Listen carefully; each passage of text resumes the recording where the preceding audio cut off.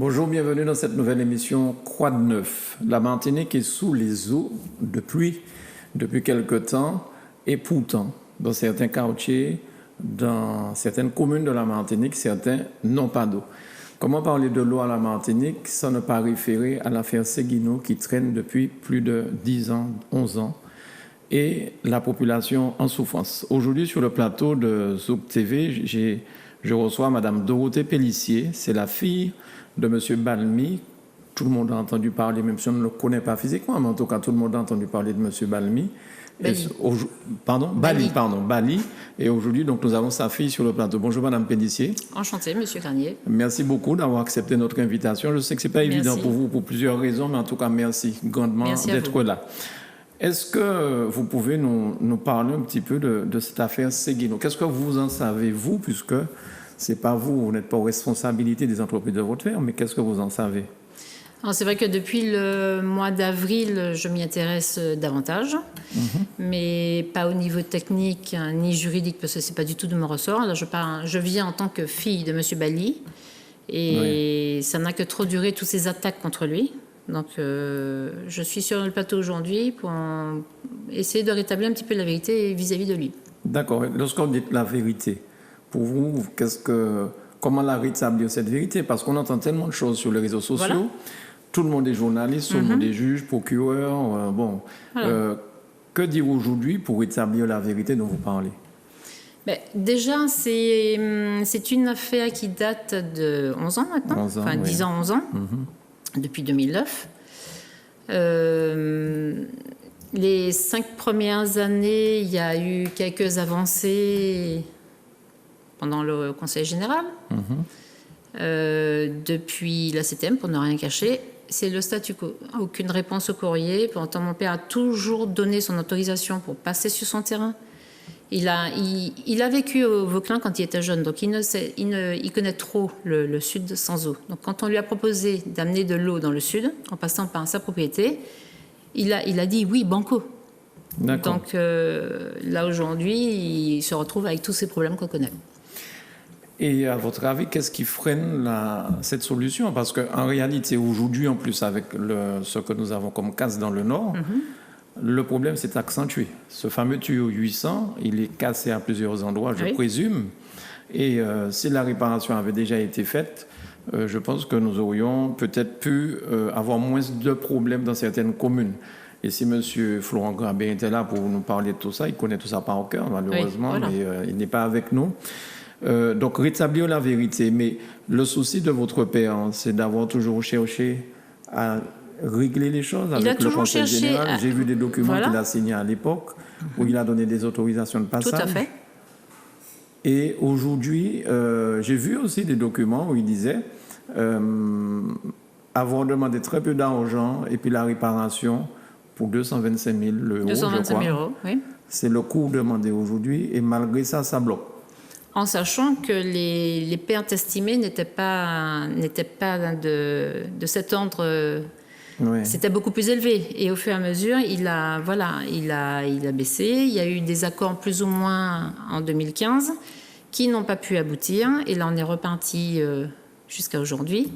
Il a fini par proposer 226 000 euros pour une transaction. Voilà, qu'on finisse avec ce dossier, que la population ait enfin de l'eau. Oui. C'est pas accepté. Et là, je ne comprends pas. Il y a eu un vote de fait. Oui, c'est toujours pas accepté. Il y a eu un vote de fait. Mon père a, lui, une parole, lui. Il y a eu un vote de fait par l'Assemblée. Donc, c'est pas le Conseil exécutif, mais c'est l'Assemblée. Ils ont voté. Voilà. Et pour accepter ces 225 000 euros. Par contre, le Conseil exécutif, avec son président, M. Marie-Jeanne à la tête, pour l'instant, ne semble pas vouloir exécuter ce que l'Assemblée a décidé. Et je suppose que c'est pour ça que vous dites que votre père n'a qu'une parole. Oui, lui, il n'a qu'une parole. Donc j'aimerais bien savoir pourquoi. Oui. Pourquoi? Et vous n'avez aucune réponse? Mon père est un exploitant agricole. Oui. Contrairement à tout ce qu'on a pu dire, c'est un exploitant agricole. Il vit de sa terre, c'est ça son revenu. On veut. Il y en a qui disent oui, il faut passer gratuitement. Il faut. Ah, si j'étais lui, j'aurais donné. Mais vous, en tant que journaliste, on vous dit, pendant un an, ne percevez rien. Les notaires, certains notaires qui veulent dire oui, laissez passer. Ils feraient des consultations pendant 1 an gratuitement, 1 an, 2 ans gratuitement. Ouais. Ça fait depuis 11 ans que ça dure. Mon père a tout fait, tout ce qui était en son pouvoir, il a tout fait pour avancer, pour essayer de faire le dossier avancer, pour que la population puisse avoir de l'eau, que tout rentre dans l'ordre. Je ne comprends pas. Est-ce que vous avez l'impression que c'est parce que vous êtes béqué que cette situation est bloquée? Oui, mais il n'y a pas d'autre raison. Ça aurait été quelqu'un d'autre. Il y a longtemps que cette affaire aurait été classée. Oui. On ne peut pas me dire qu'on fait venir des médecins cubains pour 330 000 €, si c'est pas plus, je ne sais pas. Pour quelle raison? Qu'est-ce qu'ils ont fait? Comparé à la population qui n'a pas d'eau? Vous pensez que c'est juste?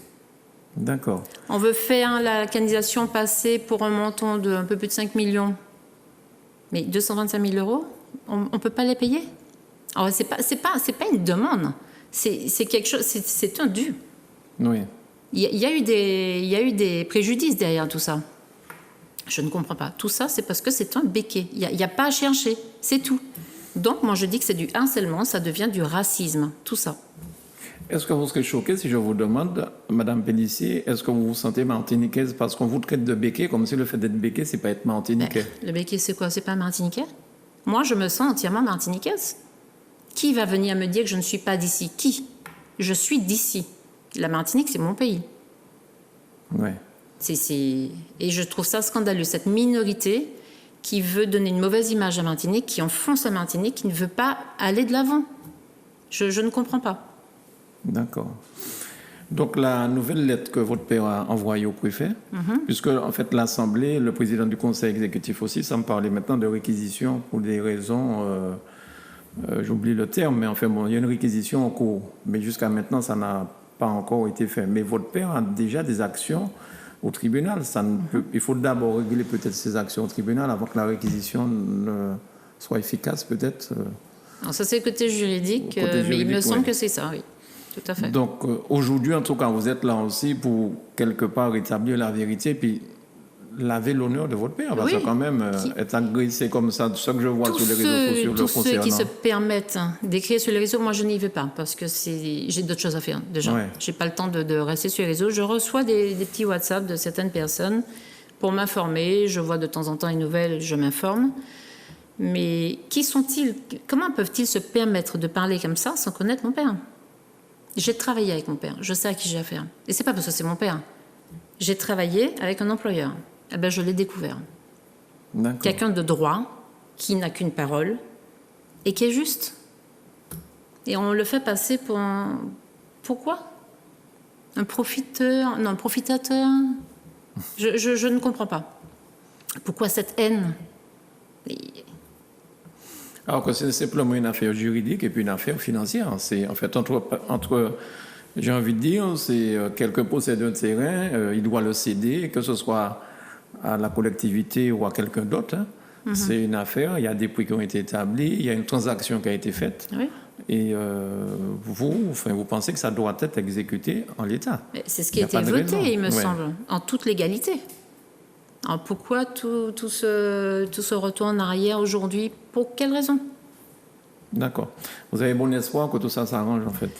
Je pense au retour de la sagesse chez certains. Je ne peux pas imaginer d'autres issues.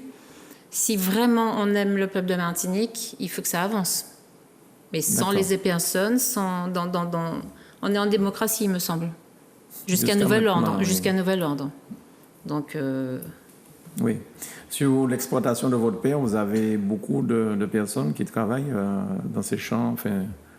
Eh ben, juste avant l'éboulement de 2009, enfin jusqu'au moment du gros problème en 2009, oui, il y avait du monde qui travaillait la veille.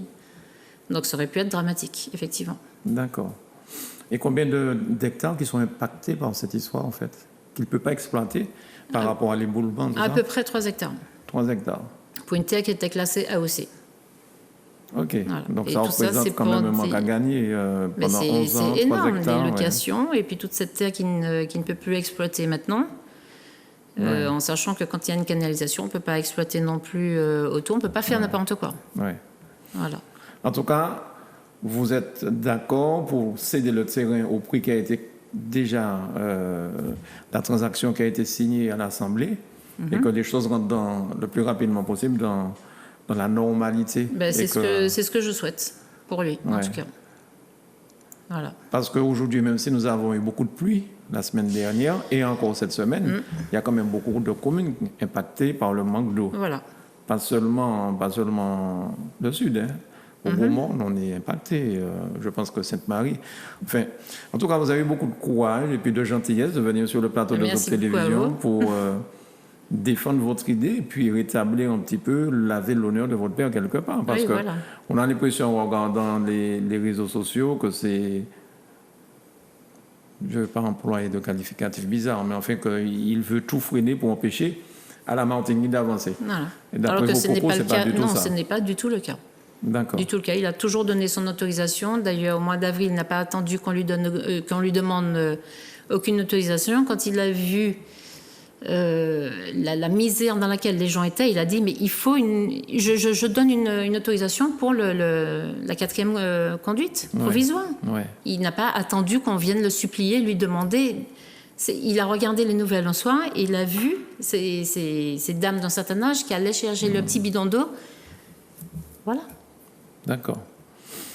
Eh bien, je vous remercie d'être venu à Zouk TV pour parler de tout ça. Je sais que c'est pas facile déjà parce que... C'est pas évident pour moi, non. De venir devant des caméras des fois, mais en plus pour parler d'une affaire aussi sensible qui vous touche. Oui, qui vous touche énormément. Je constate ça et c'est normal. En tout cas, Madame Pellissier Dorothée, la fille de Monsieur Bali, pas Balmi, mais Bali. Balmi, c'est un vétérinaire à Sainte-Marie. Enfin, je connais un vétérinaire à Trinité. À Trinité, voilà. D'accord. En tout cas, merci beaucoup et puis j'espère que ça va pouvoir se décanter rapidement. Je l'espère. Je l'espère aussi. Et vous revenez quand vous voulez à Zouk Télévision pour nous en parler s'il y a des avancées. Et nous verrons avec Monsieur Florent Grabin pour la suite. La partie technique qui semble bien contrôlée. Oui. Merci, madame. Très bien. Merci beaucoup.